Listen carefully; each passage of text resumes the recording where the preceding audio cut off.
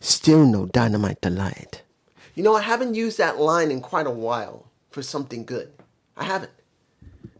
Guys, we're only a few days away from Wrestle Dream, and I'm confused. You guys, tell me below if I'm missing something. As you guys know, I don't go on X. X is too toxic, so I chosen not to go on X. But for some of the stuff that's going on here, maybe some of that stuff is on X and I missed it. Easily, I can miss something and have I don't have a problem being wrong about something. You guys tell me below what I'm missing here. Because when you look at this build to Wrestle Dream, it feels either rushed or half-baked or nothing behind it. I am very confused. Why things have been put in motion that make no sense. Let's start with the Hurt Syndicate versus Gates of Agony. Why are you giving us a match with the Gates of Agony and the Hurt Syndicate here? Wouldn't it make more sense to wait 2 days for Wrestle Dream, where you would put some type of special stipulation match for the Hurt Syndicate and for the Gates of Agony? Couldn't you do something for them? Could you make it feel important? Like, if, let's say, Ricochet's side loses, Ricochet is banished to ROH.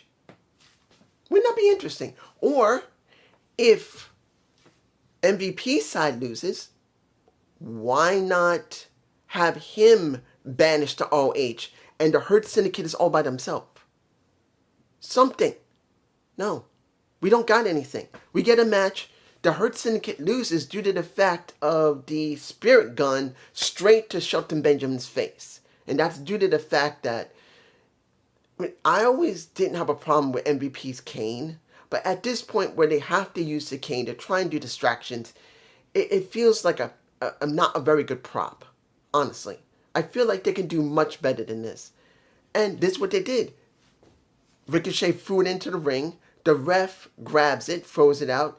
And, well, not MVP. Ricochet, well, I did say Ricochet. I'm just repeating myself because I'm like, they could be so much better. This feels like they should be doing a Wrestle Dream match. Because people like the Hurt Syndicate. They really liked them. And you're doing nothing with them. Other than this match before Wrestle Dream. Why? Moving on. Trios match. We get Jurassic Express and Kenny versus the Don Callis family, which has Davis, it has Josh Alexander, and Hector Serra. I believe that's his name. We get Jurassic Express and Kenny winning, but this isn't about the match at all. This is about the confusing nature of Jurassic Express, still feeling very uncomfortable about dealing with Kenny, but they needed him. And he seems to be alright. But then the Bucks come in, attack Jurassic Express, and then you got Kenny grabbing the leg of Jack Perry to try and prevent him from getting nailed by the Bucks. And now they're arguing with each other. And guess what? While this is going on, the Don Callis family is still fighting because they wanted to get their hands on Jurassic Express and Kenny. But then, what is this about? Is this about Kenny trying to get back with the Bucks? Is this about, and I did see the segment with Jack saying he doesn't hate the Bucks. He actually loves them and appreciate what they gave him. But after what you've done, not being there for me when I was at my lowest, I went to get somebody else, which is Luchasaurus, which even though they're getting cheered, it doesn't feel important. Tell me this feels important to you. Because it doesn't. I'm like, how can you make Jurassic Express? People have been wanting them back together for so long, but then they don't feel important. Yes, they're being cheered, but they don't feel important. Who are they up against? Is it the Don Callis family? No. Is it the Bucks? Supposedly, because now this $500K match, because money is so important to the Bucks. Instead of trying to regain their reputation and their prestige, they're basically nothing. I'm like, what? Where are we? And then you're throwing Kenny into it. Where is Kenny going to join the Bucks now? Is Kenny going to be staying with Luchasaurus and Jack Perry to prove that he's loyal to them, then what happens to the Bucks? You could have done something more with the Bucks months ago, and it feels like it's lacking. And now the Luchasaurus and Jack Perry together, they don't feel important.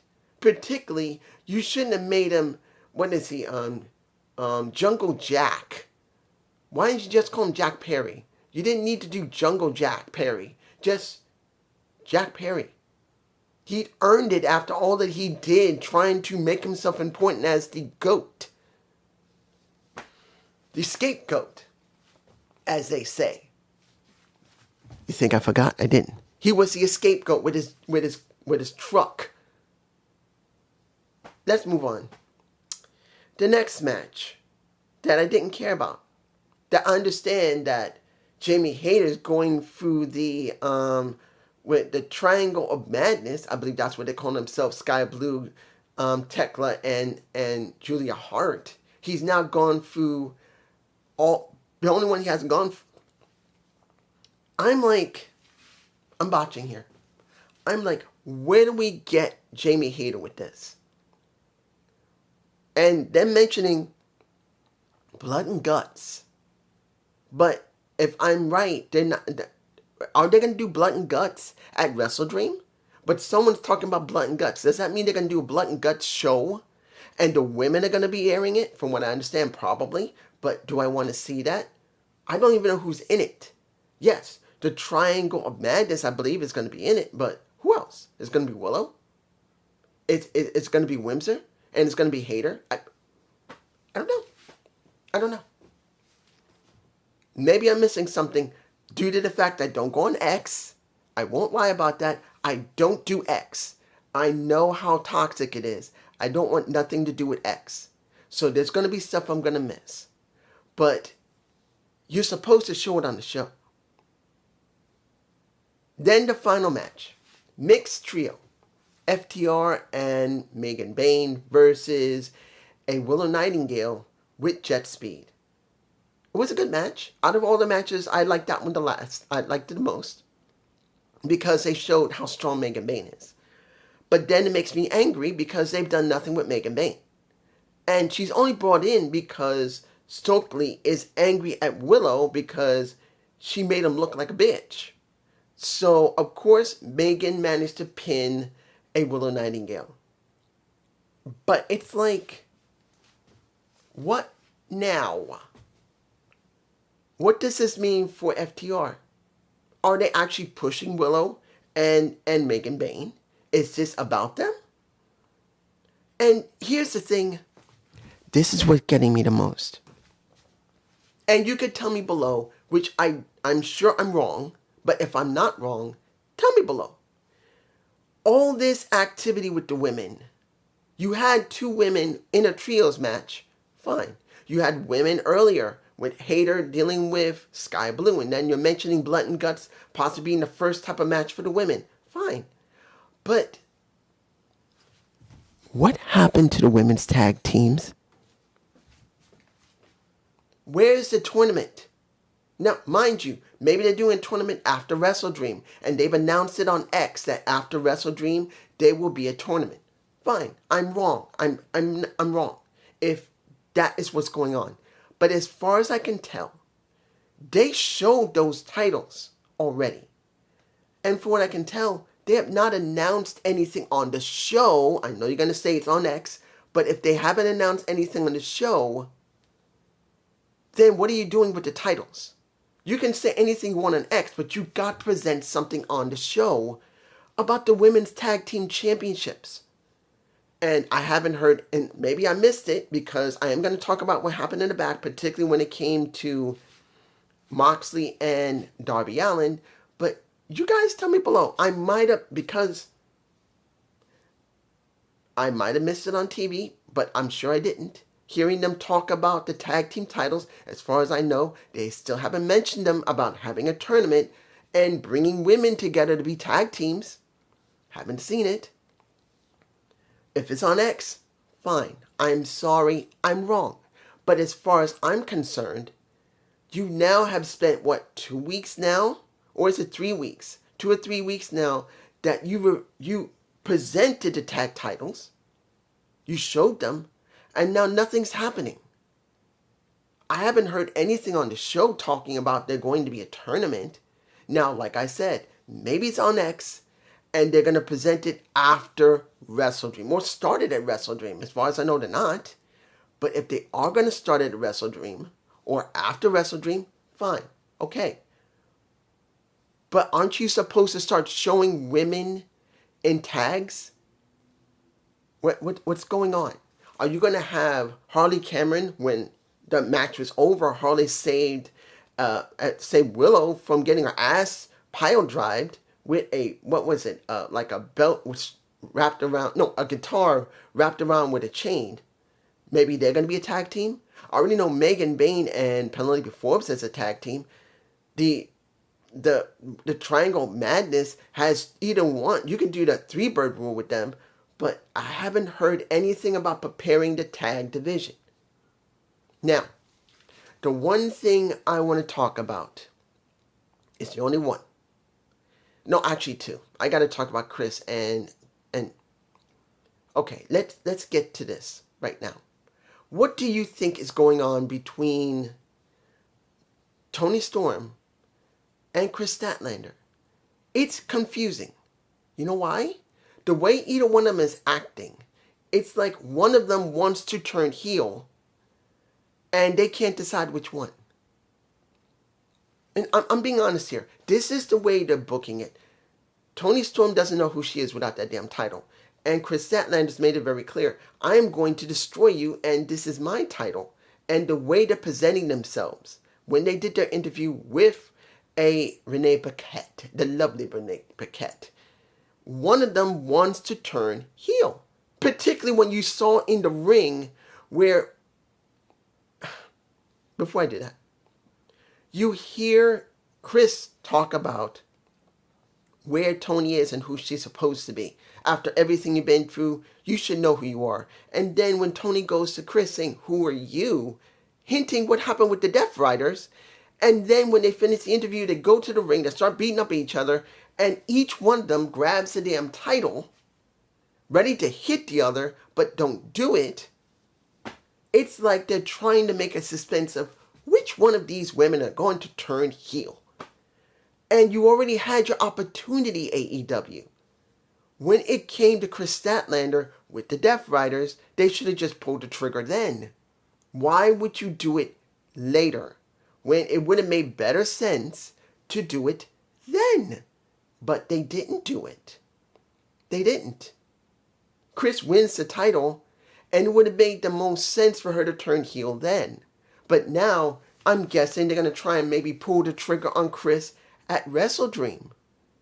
And you're going to use Harley as the catalyst for her destroying her to prove that she's willing to be with a Death Rider, be with Yuta, Saphir, Claudio, Pac, and Moxley himself. Is that what you're going to do? Or are you going to actually make Toni Storm lose her mind, and she decides to go to the Death Riders? She decides to lose her mind and just work with them because she has no purpose, and she wants a purpose, because that's the way they're describing it. Either one of these women don't have a purpose. Well, technically, if Chris loses, she'll have no purpose. And if Toni loses, she'll have no purpose. So either one of them can go in there. And you're going to probably say, dude, you just answered your question. No, I didn't. Because this should have been answered already. This is what you don't understand. The Death Riders would have already had the situation with Chris Statlander. You already got it. And then with Toni Storm, you didn't have it because you literally have not given her enough time to show her just falling apart without that title. She's just gone straight after Chris Statlander. It should be at least a couple of weeks to a month later before you let her start showing that she may go to the Death Riders. And you're not giving it time. And that's the problem. That is the problem. If you're going to make Chris Statlander look like she's going to the Death Riders, you already had your opportunity. If you're going to have Toni Storm go to the Death Riders, then you should wait at least a month before doing it instead of teasing this at Wrestle Dream. Moving on. the last thing I'm going to talk about, let's make this clear. I know I can talk about the Don Callis family. I'm not going to do it. I'm going to leave that alone. But I am going to talk about what happened with Moxley. Oh, here's the thing. Did they talk well? Yes. Was it a decently good segment? Yes. Am I interested in the I Quit match? No. And I should be. You know why I should be? Because this literally is the strongest story they have. Take away what's going on with Hangman Page. Samoa Joe and Hangman Page do not have a strong story at all. It is a weak story. It is the weakest story that AEW has. And it's your main world champion where a former champion gets pissed off because you hand him a title in a way he didn't like. And you never saw Samoa Joe act like this before this happened. And that is weak. So all you have is Moxley and Darby Allin. And now they're doing the I Quit match in a couple of days. But the problem here is this. What is the price they're going to pay? Because easily the way they talked was, well, and seeing that Darby got his ass beaten up and they were both behind a retaining glass, like they were at a police station or a prison where they're behind the glass, they got to talk through it, and they talked. Fine. But here's the thing. It needs a stipulation other than the I Quit match. One of them has to go away. That's the problem. I don't believe Moxie's going to go away if he loses. I don't believe Darby Allin is going to go away if he loses. That's the problem. One of these two not just quits, but must go away for a while and then come back as a new character. And we're not going to get this. Unless the Death Riders turn on Moxley if he loses, which they should at this point. He has not been able to get anything done correctly. He's gone after small fries. He's beaten small fries. And then when it came to someone big, he's got to get help. But this I Quit. The Death Riders need to just leave him. And what would have made this work wasn't about Pac smashing the head of Darby Allin into the room and that plexiglass. It was the Death Riders had to go and face Moxley and said, you better win. Now, unless this happened on Collision, fine. But I don't think it has. As far as I can tell, it didn't happen.